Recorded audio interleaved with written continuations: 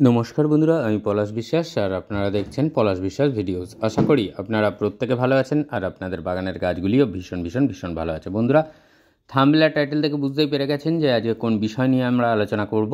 হ্যাঁ বন্ধুরা, এই বোগেনভিলিয়া বা কাগজ ফুল গাছে বর্ষাকালে কিভাবে প্রচুর পরিমাণে ফুল পেতে পারেন, আজকে সেই বিষয় নিয়েই আলোচনা থাকছে। ভিডিওটিতে কোন খাবার দিতে হবে এবং কী কী পরিচর্যা গ্রহণ করতে হবে আমাদের এই বোগেনভিলিয়া গাছগুলোতে বেশি পরিমাণে ফুল পাওয়ার জন্য, সেটাই আজকে ডিটেলসে বলবো। দেখুন বন্ধুরা, এই সময় বোগেনভিলিয়া গাছে কিন্তু যেটা সবচেয়ে বেশি নাপসন্দ বোগেনভিলিয়া গাছের অর্থাৎ পছন্দ করে না, সেটাই এখন অর্থাৎ বর্ষাকাল, অতিরিক্ত জল। এই অতিরিক্ত জলের কারণে কিন্তু বোগেনভিলিয়া গাছে ফুল আসে না। এই সময় গাছের বৃদ্ধি ব্যাপক পরিমাণে ঘটে, কারণ আমরা প্রত্যেকে জানি যে বোগেনভিলিয়া গাছ হচ্ছে যে কষ্ট সহিষ্ণু গাছ, অর্থাৎ যত বেশি কষ্ট দিতে পারবেন তত বেশি কিন্তু এরা ফুল দেবে। আর জল টান দিলে বা জল কম দিলে এই গাছে কিন্তু প্রচুর পরিমাণে ফুল আসে। কিন্তু বর্ষাকাল, কিছু তো করার নেই, বৃষ্টিতে ভিজবেই গাছ। যাদের শেডে আছে গাছ তাদের ক্ষেত্রে কিন্তু এই বর্ষাকালেও প্রচুর পরিমাণে আমরা ফুল পেতে পারবো। আর এই আগস্ট মাসের এই সময়কালে যেখানে টানা বৃষ্টি হচ্ছে, এই সময়ের মধ্যেও দেখুন আমার ওপেন এরিয়াতে রয়েছে অর্থাৎ শেডের বাইরে রয়েছে গাছ, সেখানে কিন্তু ফুল ফুটে আছে। অর্থাৎ ফুল আনানো কিন্তু এই বর্ষাকালেও সম্ভব। আমি যে খাবারটা দিয়েছিলাম, দিয়ে দেখেছিলাম পরীক্ষামূলকভাবে যে ওই গাছেতে ফুল আসে কি না, তো গাছে পেয়েছি ফুল, এবং সেই কারণে আমি প্রত্যেকটা গাছেই এই খাবার প্রদান করছি যাতে ফুল পাওয়া যায়। অল্প বিস্তর ফুল ফুটবেই গাছে, এটা একদম কনফার্ম। আর তার সাথে সাথে মাটিটাকে সব সময় মানে যাতে জল না জমে থাকে সেই বিষয়টার দিকে নজর রাখতে হবে। মাটি তো ভিজে থাকবেই, কিন্তু যাতে জল না দাঁড়ায় বা জল না জমে সেইটা মাথায় রাখবেন। এই সময় যারা বোগেনভিলিয়া বা বাগানবিলাস গাছের বসাবেন মানে প্রতিস্থাপন করবেন, তাদের জন্য মাটিটা একবার বলে দিই। আপনার বাগানের যে গার্ডেন সয়েল আছে সেটা 50% নেবেন, তার সাথে 30% লাল মোটা দানার বালি, এবং বালি চালার পর যে একদম কুচো কুচো যে পাথরগুলো থাকে মিশিয়ে নেবেন। মিশিয়ে নিয়ে 30% করবেন, তো 80% হলো। তার সাথে 20% ভার্মি কম্পোস্ট অথবা 1 বছরের পুরনো কাউডাং কম্পোস্ট নিয়ে আপনারা কিন্তু বাগানবিলাস গাছ অতি সুন্দরভাবে এই মাটির মিশ্রণের মধ্যে বসিয়ে দিতে পারেন। তাহলে দেখবেন যে একদম জল জমবে না, ওয়েল ড্রেনেজ সয়েল হবে।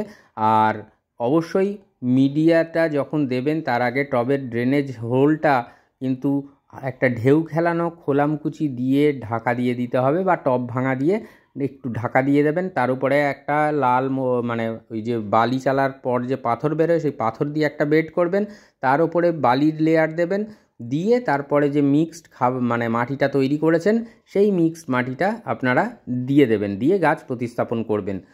আর প্রতিস্থাপনের পর অন্তত 3 দিনের থেকে 4 দিন জলে মানে বৃষ্টির জলে ভিজবে না এমন জায়গায় রাখবেন, আলো বাতাস পাবে সেই স্থানে রাখবেন। ব্যাস, এই হলেই বোগেনভিলিয়া গাছ কিন্তু সঠিক প্রতিস্থাপন হবে। এবার দেখে নিই সেই ম্যাজিক্যাল খাবার যেটা দেওয়ার ফলে কিন্তু ফুল আমি পেয়েছি। এখানে কি কি রয়েছে দেখে নিন। এই যে যে কালো কালো দেখতে পাচ্ছেন এটা রয়েছে ডিএপি, ডাই অ্যামোনিয়াম ফসফেট। এর সাথে যেটা দেখতে পাচ্ছেন লাল রঙের, এটা মিউরেট অফ পটাশ। ডিএপি নিতে হয়েছে 12 ইঞ্চি টবের জন্য, 12 দানার থেকে একটু বেশিই নিয়েছি। তার কারণটা বর্ষাকালে কিন্তু খাবার অবশ্যই বেরিয়ে যাবে ধুয়ে, সেই জন্য একটু বেশি পরিমাণে দিলে কোনো সমস্যা হবে না গাছের। আর এই মিউরেট অফ পটাশ বা লাল পটাশ নিয়েছি, এটা রয়েছে কিন্তু হাফ টেবিল চামচ এই লাল পটাশ রয়েছে।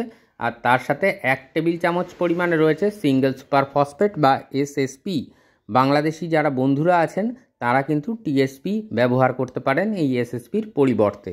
তো এই 3টে খাবার আপনাদের খুব ভালো করে মিক্সড করে নিতে হবে, এবং মিক্সড করে নেওয়ার পরে আপনাদেরকে কিন্তু এটাকে গাছে প্রদান করতে হবে, অর্থাৎ টবের মাটিতে আমরা কিন্তু এই মিক্সড খাবারটা দিয়ে দেব। আর ভালো করে মিশিয়ে নেওয়ার কথা একটাই বলবো, তার কারণটা যে গাছের ফিডার রুটগুলো তারা যাতে সুন্দরভাবে চারিধার থেকে খাবারটা গ্রহণ করতে পারে, সেই কারণেই এই ব্যবস্থাপনা।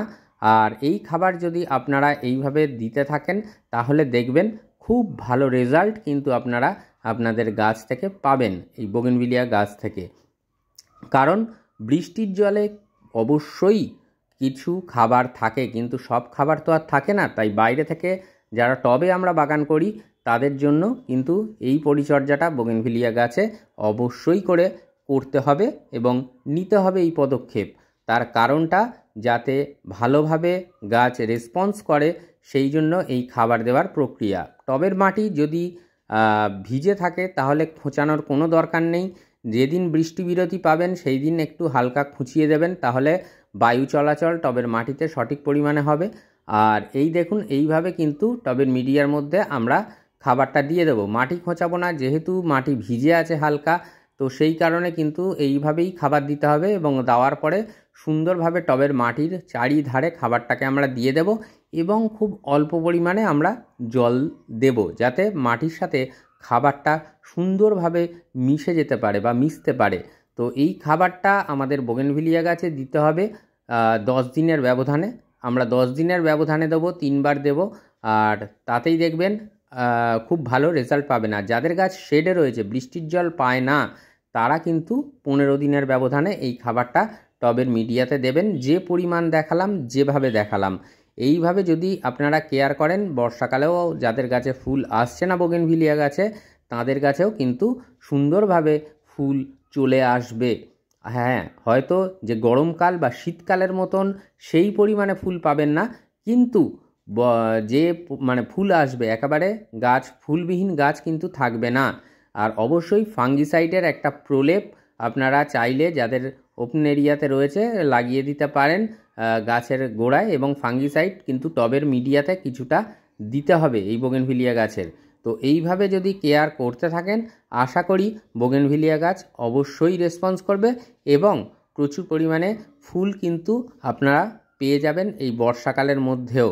তো এইভাবে কেয়ার করুন। আর আরেকটা জিনিস দিতে হবে, যেটা এইবারে দেখাচ্ছি আমি, বায়োভিটা এক্স বা সিউইড এক্সট্র্যাক্ট। আপনারা চাইলে যে কোনো বাজারে যে প্রচুর সিউইড এক্সট্র্যাক্ট আছে, যেটা আপনার হাতের কাছে পাবেন, যেটা সহজলভ্য হবে, সেই সিউইড এক্সট্র্যাক্ট নিয়ে আপনারা কিন্তু গাছে দিতে পারেন। যারা বায়োভিটা ব্যবহার করবেন, 1 লিটার জলে 1.5 ml মতন নেবেন, নিয়ে ভালো করে ঝাঁকিয়ে কিন্তু টবের মিডিয়াতেও দিয়ে দিতে পারেন, কিংবা গাছের পাতায়ও স্প্রে করতে পারেন, আবার কিছুটা মিডিয়াতেও দিতে পারেন। বর্ষাকাল, সেই জন্যই মিডিয়াতেও দেওয়ার কথা বলছি। কারণ যদি বৃষ্টি হয় অন্তত 2-3 ঘন্টার মধ্যে, তাহলে কিন্তু ধুয়ে যাবে পাতা থেকে, কিন্তু না হলে ধোয়ার কোনো সম্ভাবনা নেই। আর যদি কোনো কারণে বৃষ্টির মধ্যে 3 ঘন্টার মতন বৃষ্টি, যদি 3 ঘন্টার মধ্যে স্প্রে করা 3 ঘন্টার মধ্যে যদি বৃষ্টি না হয়, তাহলে কোনো সমস্যা নেই। কিন্তু যদি হয়ে যায়, তাহলে আরেকবার আপনাদের স্প্রে করে দিতে হবে গাছের পাতায়। তাহলে দেখবেন এইভাবে কম বেশি ফুল কিন্তু আপনারা অবশ্যই বোগেনভিলিয়া গাছ থেকে পাবেন। তো আজকের মতো এ পর্যন্তই। আশা করি বুঝতে পারলেন সমস্ত বিষয়টা। মন থাক চিরসবুজ, পৃথিবী হোক সবুজময়, এই বলে আজকে এখানেই সমাপ্ত করছি। যদি ভিডিওটা ভালো লাগে, লাইক, কমেন্ট আর বাগানপ্রেমী বন্ধুদের মাঝে শেয়ারেরও অনুরোধ রইল। তো আজকের মতো এ পর্যন্তই। আবার আসছি আগামীকাল ঠিক সন্ধ্যে 7টায়। নমস্কার বন্ধুরা, খুব ভালো থাকবেন সকলে।